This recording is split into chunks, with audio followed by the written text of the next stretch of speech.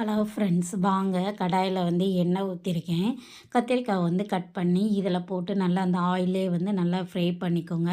ஒரு spoon chilli powder, லைட்டாக உப்பு போட்டு நல்லா மிக்ஸ் பண்ணிடுங்க. இந்த ஸ்டேஜில் நான் கட் பண்ணி வச்சுருக்கிற வெங்காயத்தையும் இதோடு சேர்த்துட்டேன். 2 தக்காளி பழம் அதையும் சேர்த்து நல்லா மிக்ஸ் பண்ணிக்கோங்க.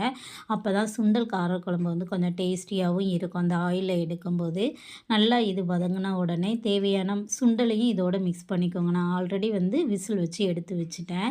வீட்டில் அரைச்ச மசால் பொடி 2 spoon, chilli powder 1 spoon, 1/4 spoon மஞ்சள், இதையும் இதோடு சேர்த்து நல்லா மிக்ஸ் பண்ணிக்கோங்க. நல்லா கிளறி விட்டுருங்க.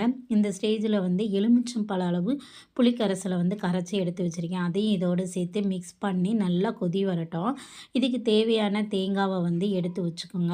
எடுத்து வச்சு 2 பூண்டு போட்டு அதையும் நல்லா அரைச்சி இதோட மிக்ஸ் பண்ணிடுங்க. தாளிப்பு ஒரு வெங்காயம் போட்டு தாளிச்சிங்கன்னா டேஸ்டியாக இருக்கும். அதையும் இதோட மிக்ஸ் பண்ணிடுங்க. டேஸ்டியான சுண்டல் கார